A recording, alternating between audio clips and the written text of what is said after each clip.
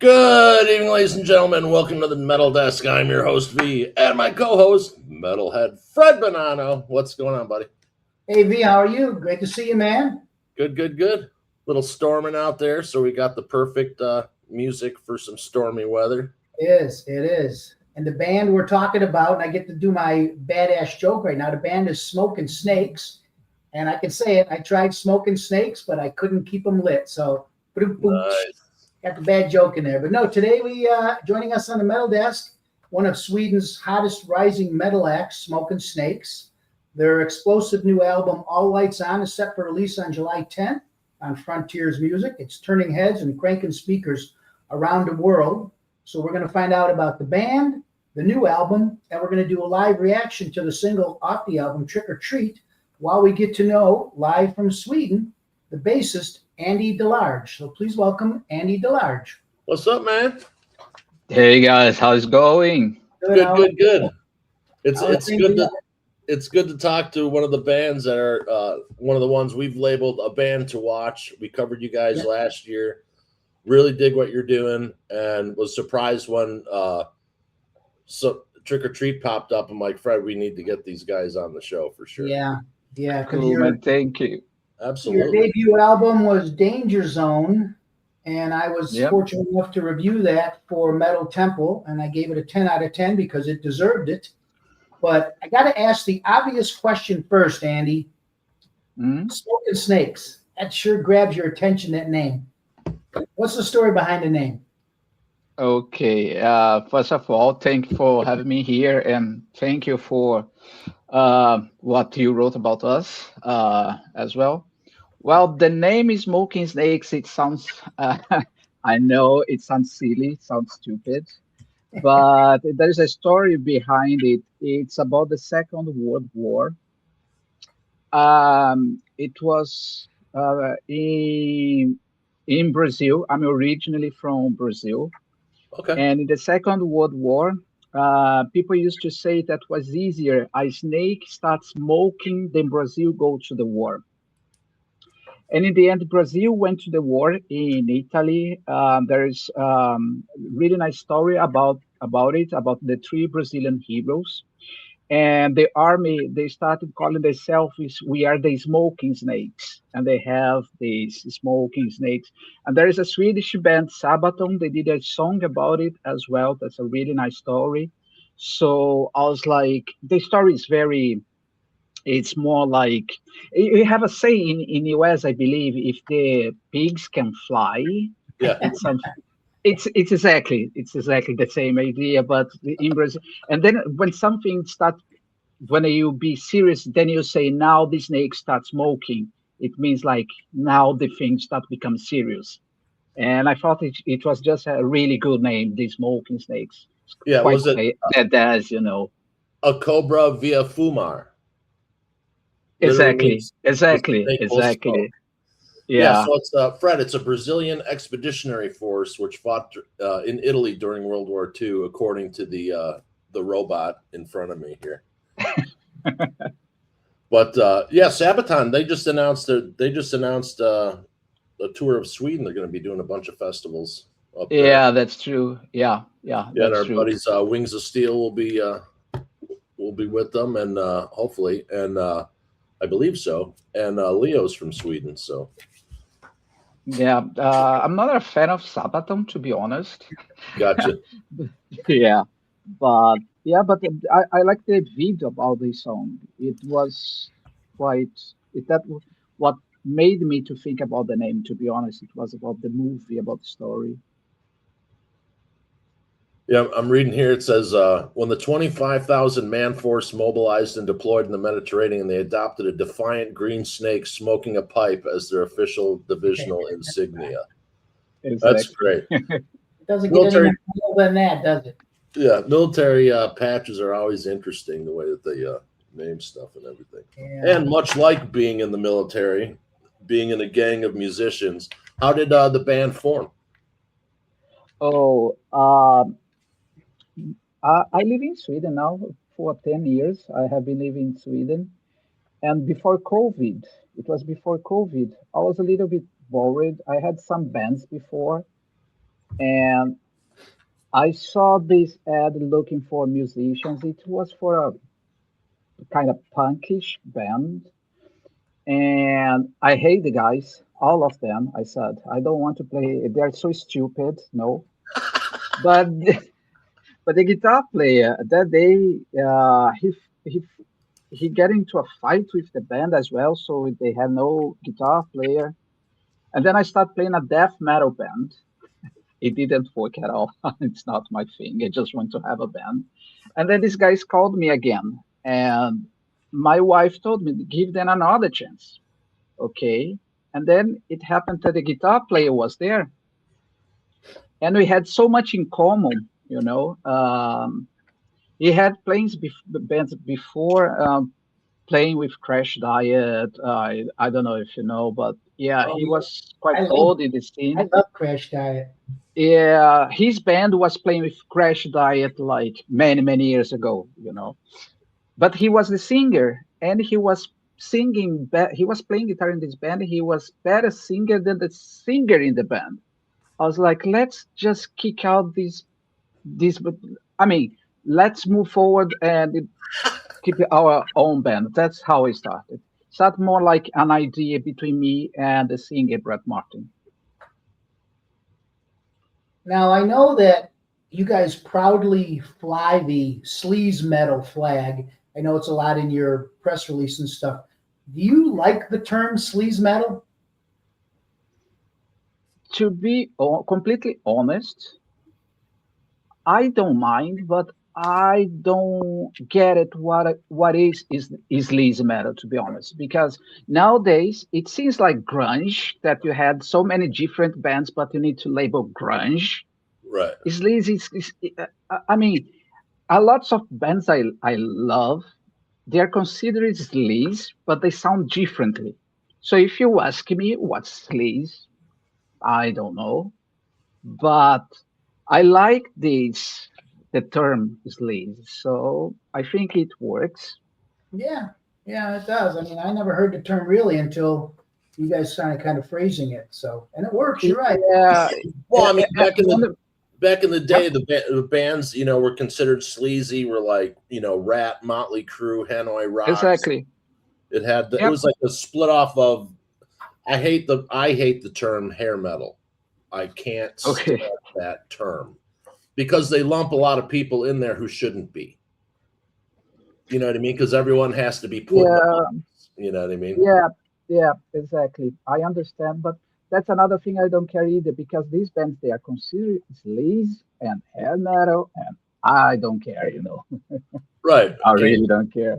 yeah, because back in the day it was just metal. Exactly. Yeah. And then the first split off was thrash, and then it just kept on going. And I We didn't know didn't what get new too metal was. I much. didn't know what screamo was. What is all this stuff? Yeah, when we decide to start with the band, me and Brett, we had this Wasp, Dokken, Kiss, Motley Crue, of course. Yeah. And then we start realizing when we released the first EP, people, oh, another sleazy band from Sweden. And it seems like every band that comes from Sweden, they start calling sleaze. And we're like, okay, we are the shit then, you know? Dun, dun, dun, dun. Yeah. Now, Andy, the album which we mentioned comes out July 10th on our Yep. friends at Frontiers. We love Frontiers. Um, the album, to me, seems to balance between big hooks and some darker themes. So, was that a conscious direction from the beginning, or did it evolve naturally during the songwriting process? I think it was naturally, actually. Like the first album, me personally, I think it's too dark and too heavy. I like it, but at the same time, you don't. I don't know how to explain actually, but I wanted this second album to have more up and downs, like Everything is based like how I want to listen the whole album.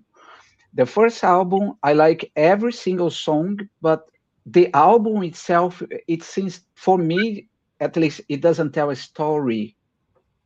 I don't know if you can understand that, but the Yeah. second So, album, I want this to have to be more up and downs and tell a story when you listen to the whole album. yeah. So you got a more of an emotional palette. So you're Yeah, exactly, taking them for a ride rather than up here. exactly, Yeah. exactly. Yeah, Yeah, you did. I noticed on this album, it did seem like there were more deeper emotional songs throughout. Like the three songs I kind of noticed were "Broken Heart," "Pleasure and Pain," and "Don't Touch," which Mhm. are emotional songs in different stages. So, would you say that you intentionally dug deeper as a band than on the first album instead of just putting out this solid rock and roll? Let's get a little bit deeper. Let's get a little bit more personal. Yep, yep. I would say that the first album we didn't think about doing an album. We just think about doing songs. But now I start thinking how I want to the album to be. It's not this particular song, this particular song. I thought more as an album and have all the concept before start doing the album. Yeah. It's always good to hear when musicians and bands think about the entire album, because now we live in such a society where everything, oh, this Yeah, song, this song. No. Like when people are having a bad day around me, I'm like, you know what? Go home, put your phone in a different room, pick one of your favorite top 10 albums, start it, don't move from the chair until it's done. Right? exactly. Yeah, I, Go on that ride. I start buying album vinyls again. It's like the last 2 years I have been buying lots of albums, as much as my wife allowed me to buy. Smart man. But yeah, and I start having this experience again when I was a teenager to listen the whole album and enjoy the whole album and not just songs. That's why I start thinking more about how to have the whole album instead of before. Okay, you want to have only good songs, of course, but an album is, when you think about it, it's a little bit different. Yeah, you can make a different statement, Exactly. Yeah. for Yeah, and sure. I unfortunately sold my record collection years ago because everything went to CD, and now the vinyl's back, and I'm glad it's back because I love vinyl. There's nothing better than opening the album, putting it on, reading Yeah. the liner notes and everything. So the first thing I said was, now I'm going to start doing my collection. I got to get the classics first, and of course, for me, it was Deep Purple, Made in Japan, Operation Mhm. Mindcrime, Kiss Alive, and then you realize just how many freaking incredible albums I grew up with in that era from the 70s and 80s. And I'm so glad it's coming back. And I love the fact vinyl is made a comeback. Yeah, definitely. I sold all my vinyls too before, Yeah, and now I'm buying everything expensive now. exactly. Yeah, Exactly. I was literally and we some of always the albums I was literally throwing away. Like no one wants it, no one wants Yeah. to buy it. Oh, it takes so much space, and I'm buying everything very expensive now. It's like Yeah, Jesus. and then it's important what weight are you buying? Mm, Like everything makes a difference. There'll be a different mix for this chain of stores. There'll be a different yeah, mix. It's really interesting the way that and for the first time, they're outselling CDs since the release of CDs. yeah, Yeah, how many times as a youngster did you go into the record store and pick up an album you never heard of the band, but you like the name, you like the look of the band, and you just, I'm buying it, I'm bringing it home, you bring it home, you holy shit, this is great. And Smoking Snakes would fit that category. You could be Oh, in a record store, absolutely. Smoking Snakes, and thank you. go, look at this band. I got Yeah, it. you just grab it just from Right. the artwork and the When you band put pick. it on, right. I was burned a few Yeah, times, but for the most part, I got some really great bands out of it. yeah. I remember that actually the first album, the idea of the cover, I was thinking about that. People buy like the image of the band, Right. I get it's I'm not sure if I should say that, but there's some really good bands. When I see them playing live, like Jesus, I don't like this band anymore. I like how they dress, It's like no, if you're on the stage, you need to look cool. Absolutely, absolutely. And how many bands became ultimately world famous because they had a great album cover. And Yeah. now people are used to looking at, thumbnails. And for people who design for that, it's totally different and nothing's really going to draw you in. But once you see it in front of you, Exactly. I think it was last year at Sweden Rock. Wasp played, and Blackie, he had these back problems. yeah, So he was playing and sitting in a chair while he was playing. And a lot of people was criticizing him a lot because of that, you know. And he said one thing that I'll never forget that rock people listen music with the eyes. right. And he's completely right on that. Yeah, We because listen music with the eyes. yeah, because hard rock really it's you're selling the image, and that's what Yep. people love, and because they want to know they've got that same jean jacket, or they got a leather like that, or they're playing the same BC Rich, or they're playing the same Telly or whatever it is. I use those sticks, because there is no other genre. We've talked about this plenty of times before. There is no genre like hard rock, heavy metal. It's a whole community that people think they know what it is, but they don't unless they're in it. And it's totally Yep. different than any other music genre, not the blues, not jazz, classical. It I doesn't agree. have that brotherhood, gang like, non-violent gang like. Hmm. Everyone goes out to release their stress going to these shows, and when they see the mosh pit, they think it's violent, but it's actually those things getting out Yep. through the music, and that's why everyone loves hard rock. Yep. Definitely. Yeah. Because if you're pissed off, man, you put on a banger and do like 5 minutes later, you're ready to go get some ice cream or something. But Well, and that's what Alice Cooper and Kiss did, and Yeah. even Twisted Sisters to some extent. They not only gave you music, but they gave you an unbelievable, unforgettable show. I mean, I've seen Kiss, Yep. Alice Cooper so many times; they never disappoint. right, And it doesn't even matter what the set list is because you're just there to enjoy, have a good time, and it's music and it's a show. and what I found really Definitely. interesting in the last probably 15 years, when you see a lot of bands now, there isn't all the bullshit on stage. It's just the band, like, boom, here's the music. We're gonna, shove it to you right in your face, because everything costs money and to transport, Hmm. especially in the past few years, especially after the plague. People Yeah. aren't bringing all that, crap around. Like when I saw David Lee Roth, for instance, he had a drum riser and a back screen. That's it. Yeah. I would say that the problem is everything costs a lot.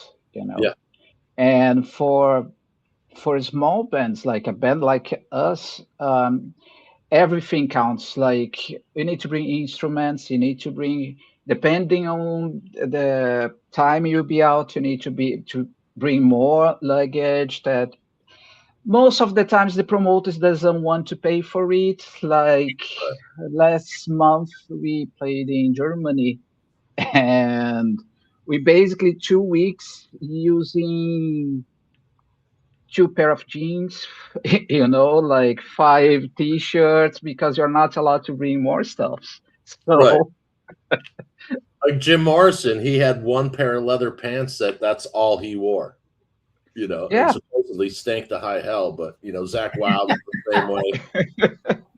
But that's why you see a lot of people back in the day. They had anvil cases with their clothes in it. But Hmm. now, weight shipping is very expensive. Yeah. And I mean, you see even a lot of the bigger legacy bands, when they'll fly in to do a show. and they don't travel with everything. It's way too cost prohibitive. You know, the backline's there when they arrive.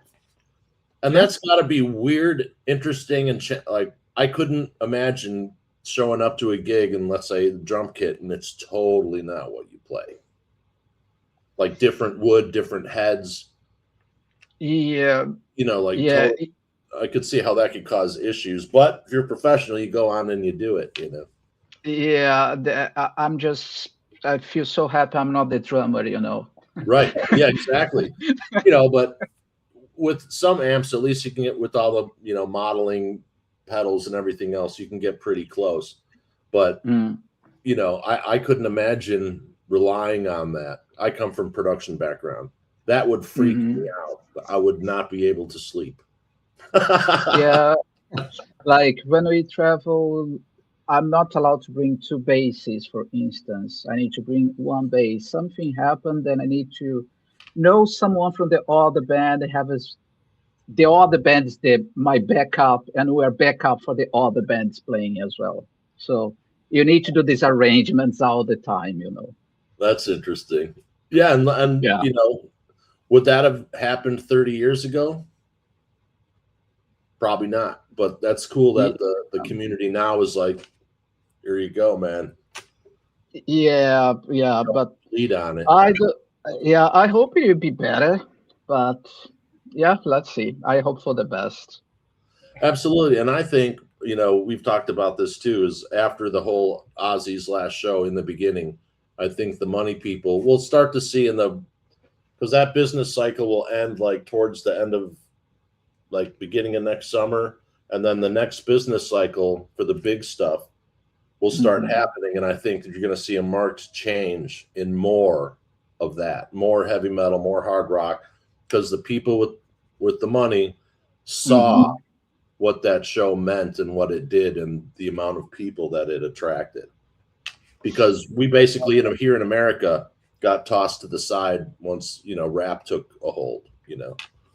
Yeah, and I have been seeing a lots of new bands from US as well. Yeah, rock and New roll. bands on. Yeah, exactly. And I have been seeing so many new bands from US, I think the last 10 years or even more. And now I always see on my YouTube channel, like it pop up these new bands, and I think it's awesome, you know. So yeah, I hope things will be better. Well, also a lot of these people are retiring that we grew up with, so there's a lot of space, and there's going to be even more space, you know. Even the bigger metal bands like the Eagles, this is their last time out, you know. All these bands, they're going to create a vacuum, and hopefully, you know, all the younger artists step into that role. Yeah, but there's another thing too. Like there's some old bands that I love them, but when I returning now, like the last 2 years, they start doing a coming back. I'm going to see them, and they suck now. You know. I mean, I have all the respect for them, but they suck now. It's like, absolutely, don't do it, please. Yeah, I mean, there does come a time, and unfortunately, a lot of people don't. Well, I think a lot of guys are still touring because they didn't plan correctly when they were huge and didn't have put that money aside for retirement or whatever. They blew it on Ferraris and cocaine, you know. It's that, and I mean, when we do a gig, it takes me time to sleep because of the adrenaline. And I love this. Imagining having this your whole life, you know, because it's addicted. You get addicted to it, to this adrenaline when you're on the stage. And then suddenly, no, now you'll be home. It can be hard it's the money, of course, but I think this adrenaline, this kind of life, I'm not going to do anymore. It's quite hard to just stop it too. Oh, absolutely. I mean, I used to be a special effects guy in LA. And so I would do commercials, music videos, films, televisions, award shows, whatever. Even though you didn't see me, I was still performing for everybody. Yeah. I was still performing that whatever that we built or or it's moving. We were part of that. And then when that went away, when I got in an accident, man, I can't understand. I wouldn't be able to understand the mental thing for someone like was in a huge #1 band and then Exactly. down to humble time, because Yeah. it really messes with you. Yeah, definitely. Yeah. Definitely. And I go to a lot of concerts out by me. There's a theater that seats about 1,000, and they get a lot of 80s, 70s, and 80s bands that are still out there touring, like Queensryche and Night Ranger and Wasp is actually coming in a few months. So again, you're saying these guys were used to playing 20,000 seat arenas, and now they're playing 1,000.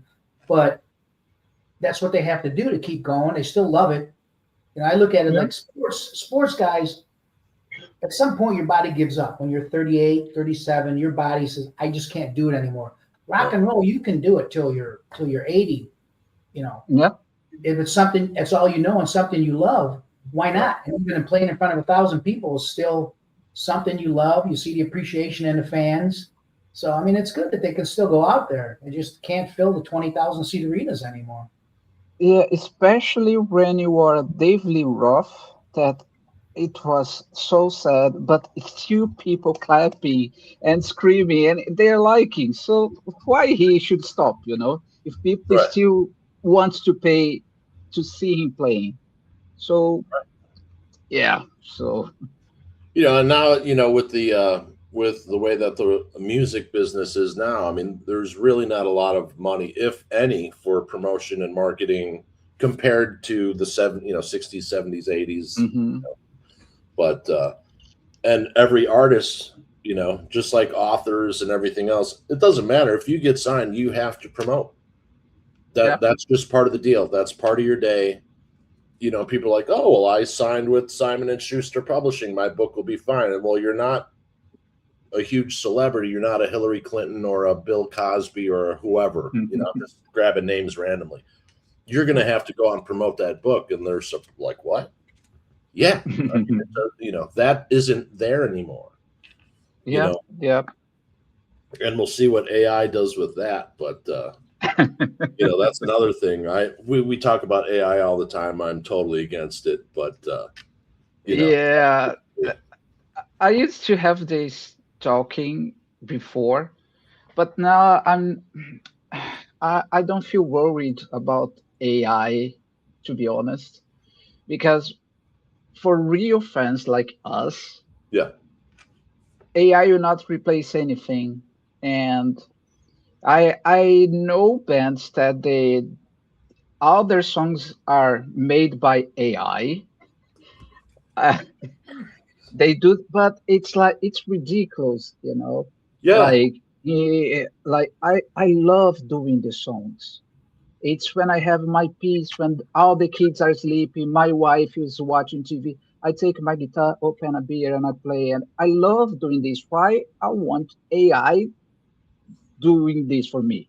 It doesn't make any sense, right. And the lyrics and everything. And for us that we love music, we just reject AI. So I'm not worried about that. yeah, like me and Fred won't mention the name of we think is an imaginary label.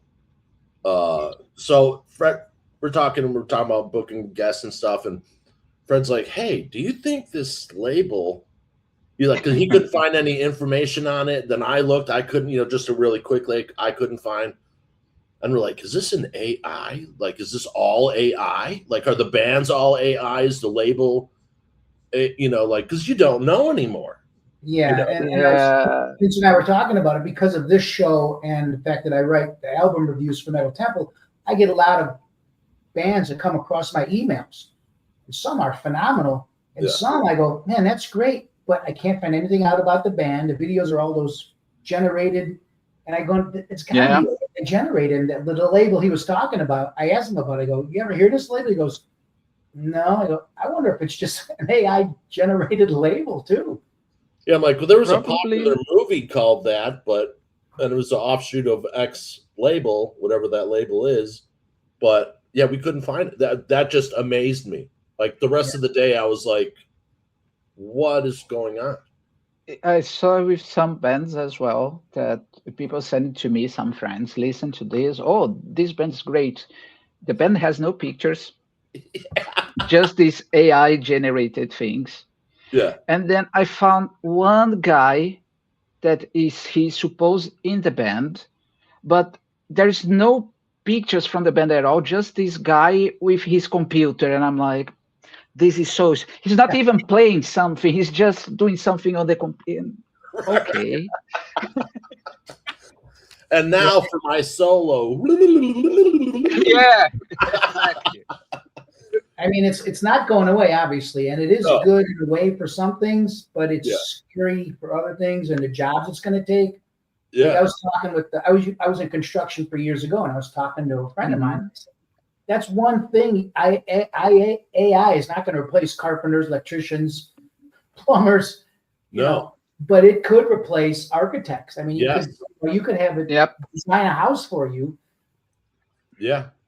I mean, that's Yeah. an important role to be, you know.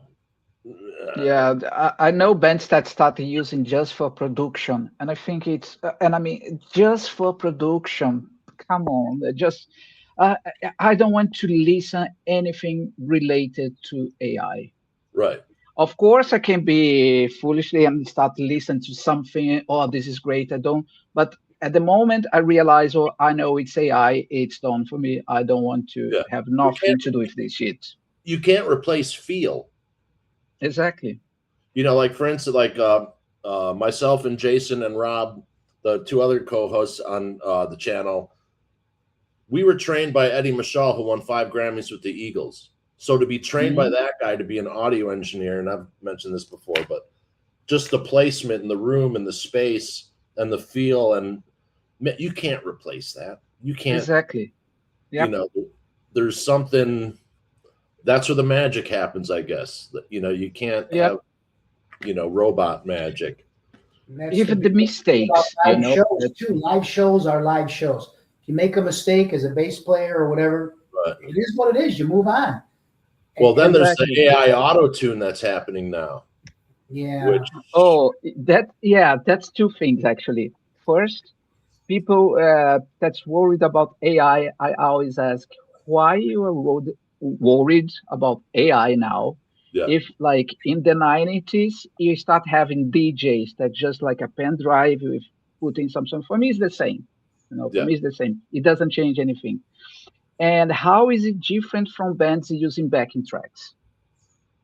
Right.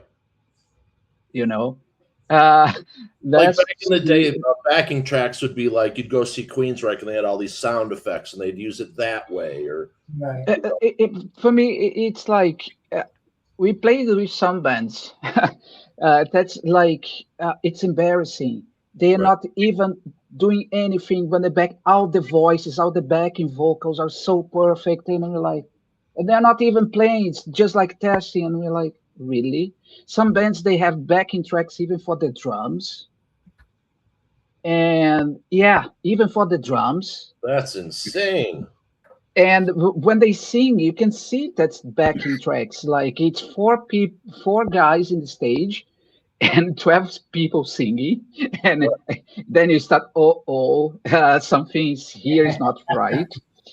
That's one of the things that we say a lot with Smoking Snakes. If you want to listen all the songs perfectly, don't go to the gigs. Be at home and listen to the album, because if you come to the gig, you listen a lots of mistakes, you know, especially from the bass player. The first time it freaked me out, I was at a show in 1990 in Miami. And this is while I'm going to school to become a sound engineer. And I also was a singer in a band. I know what happens when you move a mic away. I know how delay works. I know, you know what I mean? So I'm watching this band, and we're literally front row. Chorus.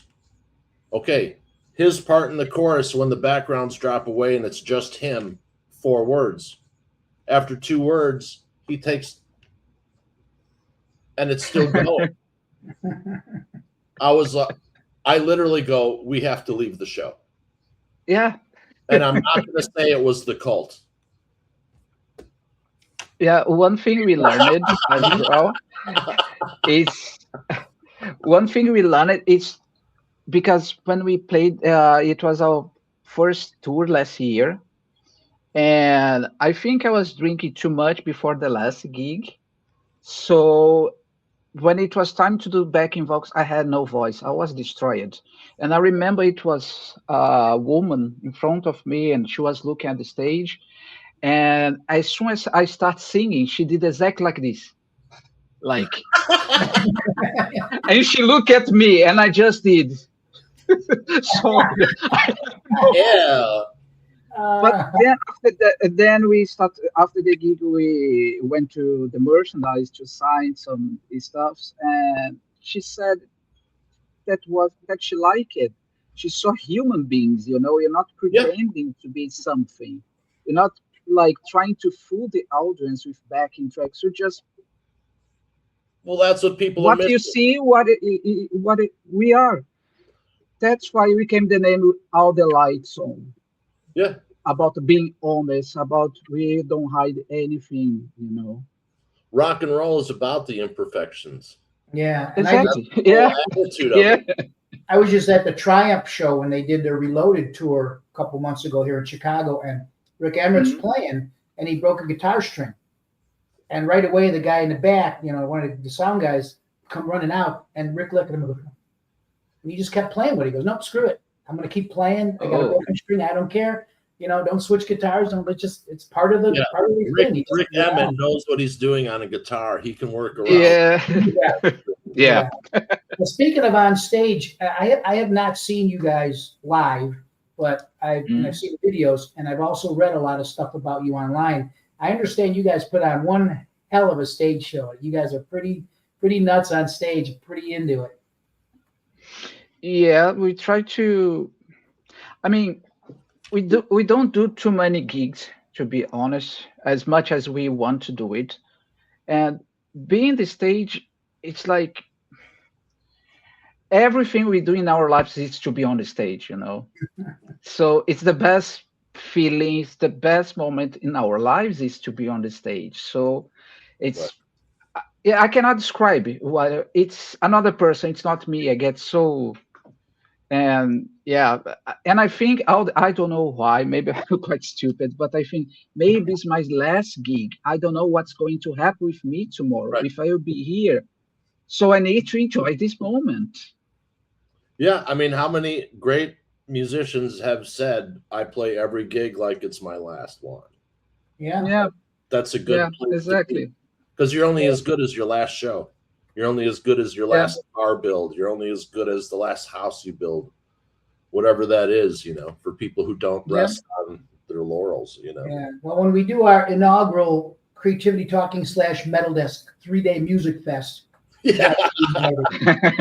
all these young bands that we've had on, we said, man, if we could get them all together for one music fest, that would be so Yeah, sweet. all I got to do is get my first rocket into space, and then I'll go public. And Yeah. Yeah. But that was funny. Like I saw some, and we don't get political, but I just want to make this one comment because I think it's so ridiculous. So someone had posted something, oh, a trillionaire, blah blah blah blah. I'm like, yeah, when ensuring the survival of a species isn't enough. You know what I mean? Like he's literally ensuring the survival of the human race, but still not enough. Yeah. But getting back to the AI thing real quick, the CEO of Spotify said by the end of 2026, 90% of all music on that platform will be AI generated. Okay. That's crazy. That's Because you can do some, like, for instance, when Ace Frehley passed away, huge Ace, I named my car Ace.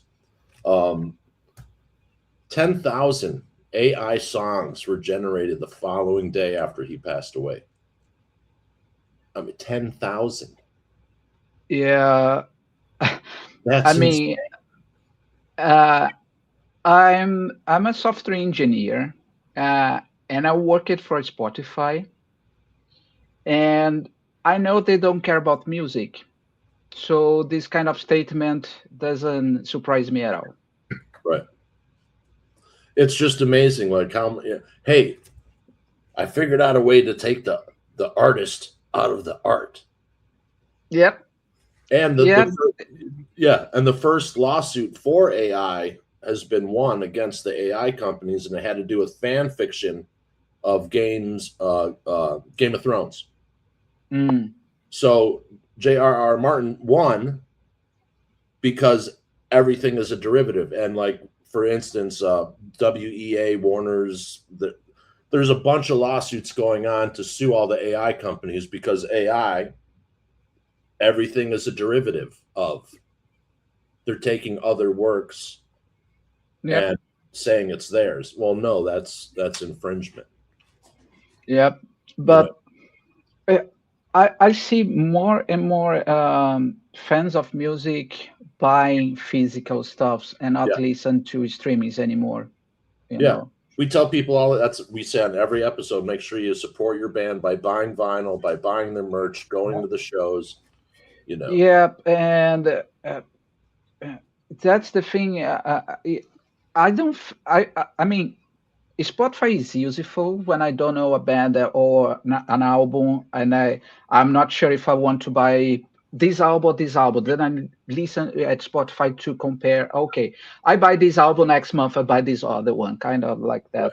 It's still useful, but I see more and more people caring less about Spotify. To be honest. That's good. I mean, we're on there just because everyone's on Spotify, and if they're looking for a podcast, they might as well find us there too. But yeah, and I remember when I was working there, they said the competitor of Spotify was not the other streaming services like Pandora or it's YouTube. Right. Because people still like to watch in the video, and when they prefer to put on YouTube and do other things. Yeah. So that's why I think it's still valuable doing some music videos, you know. Yeah, and it's interesting, like speaking of YouTube, so everyone was, like we do interviews and we get so many views, but then we take shorts and post them, get a shit ton of views from the shorts. Well, they got around to the fact that like, oh, all these people are making money on short content. Now they've switched the algorithm back to long form. So they did this like a week ago. I was reading an article about a week ago. So we'll see how that really comes into play. Yeah, interesting to know that. Because it's all about advertising dollars for YouTube. Yep. In a long form video, you can have 5, 6, 8 commercials, whatever. But during a 1 minute short, you've got a tag at the end. That's it.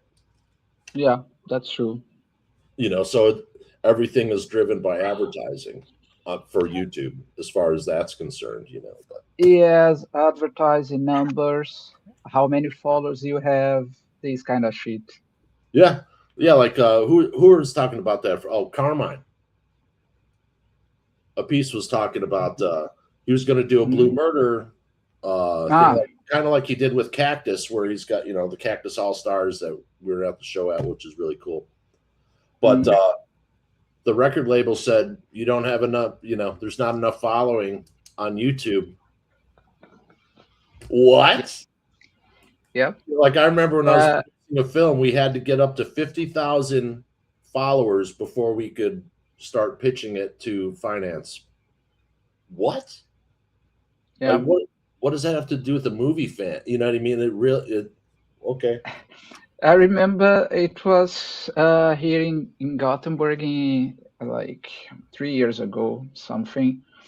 We were in this venue and then we start talking to a guy and he was like, oh yeah, smoking snakes. And I heard about you. I really like this. I'll see if I can fix a day for you guys, play here one day and blah, blah, blah. But do you have a video or something? But he was very, like, I'll see, I'll check.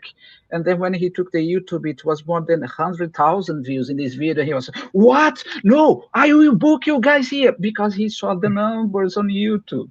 Right. Exactly. And like the first year that like this channel started, every week I would take all the content that did, and I'd just put it on autoplay, and I'd open up 5 tabs just to get some numbers and stuff, but funny. But all right, so we have we're gonna cover trick or treat. All right. Cool. All righty, real quick. What's going on, ladies and gentlemen? Welcome to another edition of Tunage, and we have the artists with us. We have bass player Andy Delarge from Smoking Snakes, and we're going to cover Trick or Treat. Fred, you got anything to say, sir? It's off the new album coming out, All Lights On, which will be out July 10th on Frontiers. It's the second album from the band after the debut album Danger Zone, and it's just a kick-ass band. And we're gonna do Trick or Treat. Now I'll give a quick lineup before we get to Brett Martin on lead vocals, Andy here, of course, on bass, Stan Ritchie on drums, and Leo Razor. What a great name, Leo Razor. No. They're not in the band anymore. Oh no! Oh shoot! No. Mackie G on drums, correct? Yes. I'm And sorry, going off my Danger Zone. Sorry. And Rob Yes. on lead guitar. Exactly. Right. Okay. All right. These other assholes, they're not in the band anymore. Thank God. I'll make sure I get that right on the review that I'll be writing for the. There you go. I'll make sure I get that right. Hey, this is a problem with computers. You know what I mean? It happens. Like, I've posted pictures and bands have gotten pissed at me because like that guy's not in the. I'm like, there's 10 million bands. We don't know if someone left last week. But anyway, but Fred did make it clear that he's weird with names sometimes. So that, technically, I screwed up more names. All right, so Trick or Treat. Let's go.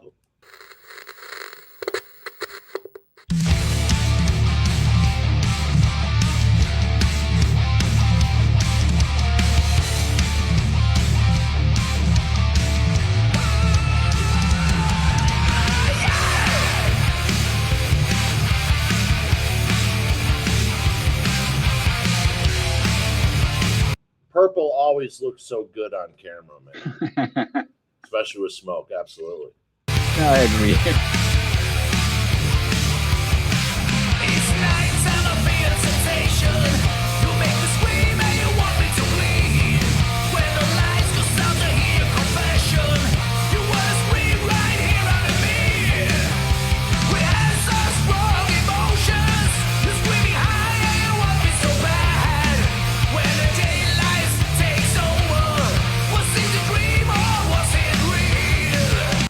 All right, so when you wrote this album, were you guys in the same room together, or was it sending tracks back and forth, combination? It was basically me and Brett. I sending parts of the song to him. He adding some vocals, send it back to me, and doing some adjustments all the time. It was basically like this. The whole album actually was done like this. Right on. And where was this music video shot? It was here in Gothenburg. Right on. And whose car did you get to borrow for this one? This car is from a friend, and our first video, Run for Your Life, it's with the same car in the same place. The same. The first video was in the garage. This time we did outside of the garage. That's totally cool because that's just going to become a thing, or now it is a thing. So that's even better. You mean? Yeah. Absolutely. Red lights were burning up inside. Break down, I hope you feel alright. Scream loud, I wanna make you see. You're glad it was yours. Are you ready for love? Can you hear me say, rough and dirty, what I have to pay? Are you ready for love? It's always safe, trick or treat. Scream on it, like the shadows are coming. We spin around dancing all night long. The fog starts rising around us. Maybe all the dreams will come true. The moon is telling a story. Ooh, shining so bright. It's in a dream. Brett's voice is amazing. It's to his own, but it's similar, not similar. there's tastes of other people that are favored singers from the genre, but he's totally, what a perfect voice, really, for this kind of music. It's spot on, man, and that's, you know, part of the reason why I enjoy it. And you guys always have a killer groove, for sure. Thank you. You're welcome. Or maybe a lie. We are the quizzes burning up inside. Red lights, we're burning up inside. Break down, I hope you feel alright. Scream loud, I wanna make you see. You better watch out. Are you ready for love? Can you hear me say, rough and dirty, what I had to pay? Are you ready for love? It's always safe. Trick or treat. Scream my name. Are you ready for love? Can you hear me say? You know, why is it that everyone falls in a horror movie? You know, literally everyone. They've ran 17 miles, and the slow walking killer gets there in 2 seconds. And she And then- walks past the car. Yeah, And goes in the garage instead. Get in the car, sweetheart. absolutely. Is that a chainsaw, or are you just happy to see me? What I had to pay. Are you ready for love? It's always safe. Trick or treat. Scream my name.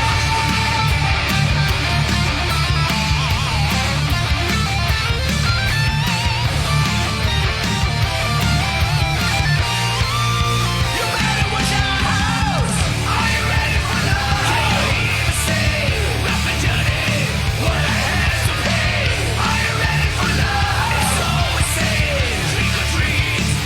Scream my name. Are you ready for love? Can you hear me say, rough and dirty, what I had to pay?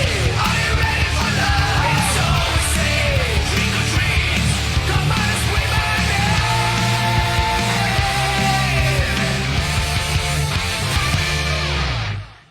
Yeah. And I forgot to mention the guy with the chainsaw. He's the owner of the car and the house. He's our friend. And the boy driving the car is his stepson. And the girl in the video is my wife's niece. So we try to keep very low budget. Yeah, What absolutely. a family affair there. Yeah, everyone did a great Sorry. job. Yeah, I do like when the band does a video with a little storyline in it, like you guys did. But I like when they have the band. I'd like to see the band playing, as opposed to just like a movie. I want to see the band. I want to see them up there. So you guys did a nice job on that. Yeah, you guys look great. You sound great. You know, nothing but up. Thank you. Absolutely. It makes me very happy to listen to that. Thank you. Yeah. So Well, the band- I couldn't be more excited to get some more Smoking Snakes, man. And whatever you guys need, whatever you guys want to promote, always come on the show. You're part of the family now and part of the roster that we push. Thank you. Absolutely. Thank Smoking you. Snakes, everybody. Ooh. Fred, you got any last Snakes. words? The album comes out July 10th on Frontiers. Buy vinyl, buy CDs, buy band merchandise. That's how these bands survive. So we'll stress Absolutely. that to the day we die. Support live music whenever you can. Absolutely. And always keep your Yeah. horns up and go to their socials, follow, go to their YouTube, go to Frontiers YouTube, tell your friends about it. And if you're a promoter, put these guys on a tour. They'd love to do it. Yeah. Right on. Oh, Thank you, sir. that's Thank you, Andy. thank you for the invite. It was really cool talk to you guys. Absolutely. And we'll talk to you soon. Ladies and gentlemen, Smoking Snakes, go get it. July 10th. We'll see you next time on the Metal Desk. And as always, horns up. And as Fred would say, Keep it heavy. there you go. See you guys next time on Creativity Talking.